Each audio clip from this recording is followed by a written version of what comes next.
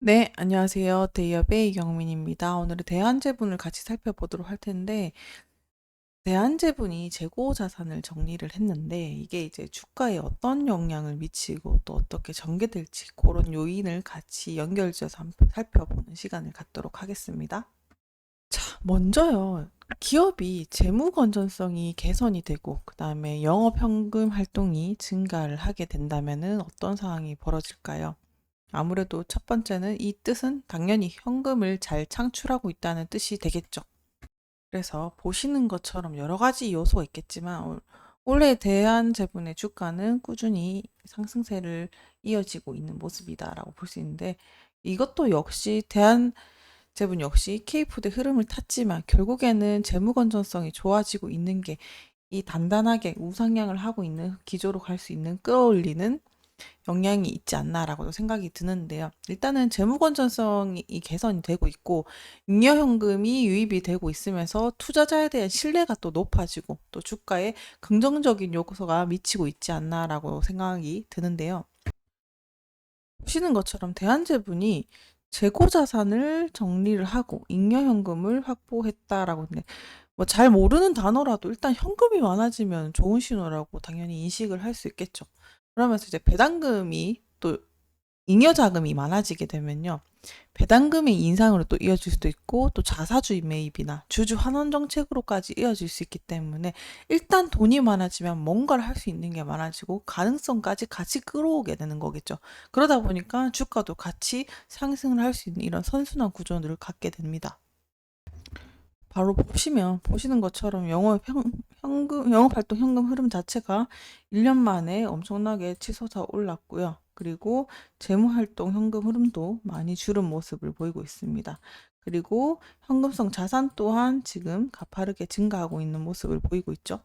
뭐 이 같은 이유는 여러 가지 요소가 있겠지만 일단은 보시는 것처럼 원가 상승 이런 거 수입하는 물량 자체는 원가 상승이 재고로 쌓였던 게 털면서 빠르게 판매가 이루어진 거죠. 이게 못 팔면은 적자가 재고가 계속 쌓이면서 계속 감가상각이 되면서 손해가 되는데 이 원가 상승으로 쌓였던 재고를 다 터는 게 일단은 매출의 요인으로 잡혔다라고도 볼 수 있겠습니다.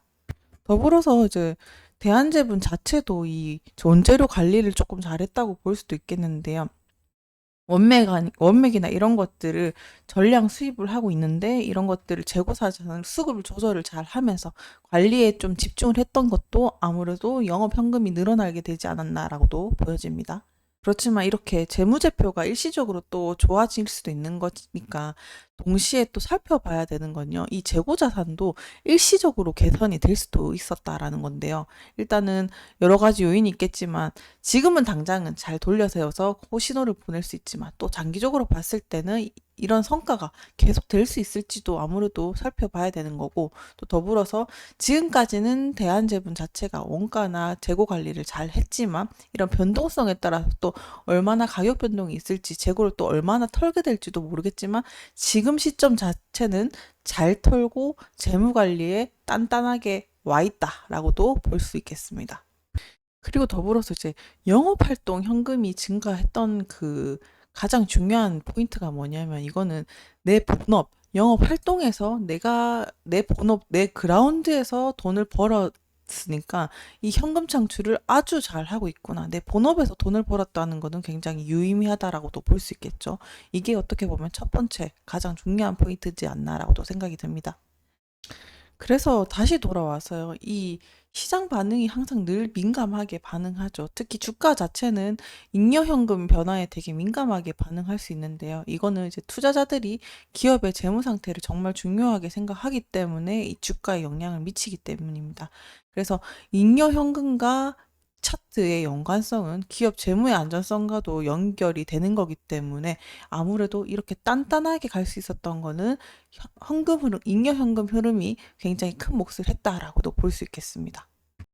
그러면 이제 전체적인 이렇게 대한제분이 원가를 아끼게 되면서 잉여 현금까지 만들어냈던 원천 밀가격을 마지막으로 보셔야 되겠는데 올해 들어서 밀가루 가격은 다시 자리를 잡아가고 있는 것 같습니다.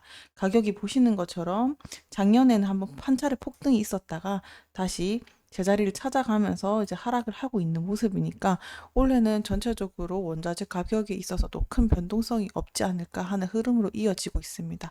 그렇게 되면 당연히 우상향하고 있는 그래프에 뒷받침이 되면서 원자재 가격도 받침이 되고 그다음에 잉여 현금까지 더 확보하게 될 수 있다면 지금 흐름에 있어서 나쁘지 않게 또 전개되는 모습이 보여지지 않을까라고도 조심스럽게 생각이 듭니다. 마지막으로 좀 전체적으로 한번 살펴볼게요.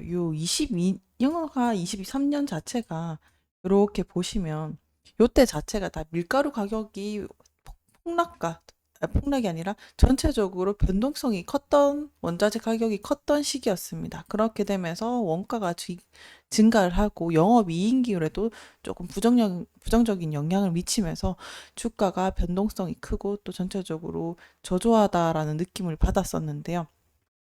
원래 그러고 있다가 다시 흐름세로 봤을 때는 조금씩 그래도 다시 상승하고 있는 모습은 전체적으로 봤을 때 이 원자재 가격이 안정화가 되고 있으면서 이 상승의 기조가 분명히 또 한몫을 한 것 같다라고도 보여집니다. 그만큼 보시는 것처럼 원자재의 변동성은 너무너무 중요하다라고도 보실 수 있겠습니다. 자, 전체적으로 다시 한번 정리를 해보겠습니다. 재무제표와 성장성을 고려했을 때 첫 번째는 아무래도 기업이 수익성을 내야 되고, 그 다음에 대한제분 자체가 부채 비율을 어느 정도 차지하고 있나, 그 다음에 산업 환경에 있어서는 원자재 가격이라 변동성이 얼마나 영향을 미치고 있는지, 그리고 마지막으로 경제적 전반에 금리 변화랑 성장률을 지켜보고 이렇게 종합적으로 상황을 살펴보시면 되겠습니다. 전체적으로 봤을 때 잉여현금도 그렇고 재무제표도 그렇고 올 상반기는 단단하게 흘러가고 있는 기조니까요. 아직까지는 큰 변동성이 없는 한 그래도 순조로운 흐름을 보이지 않을까라고 조심스럽게 생각을 하면서 오늘의 브리핑도 마치도록 하겠습니다. 오늘도 유익한 시간이 되셨길 바라겠습니다. 시청해주셔서 감사합니다.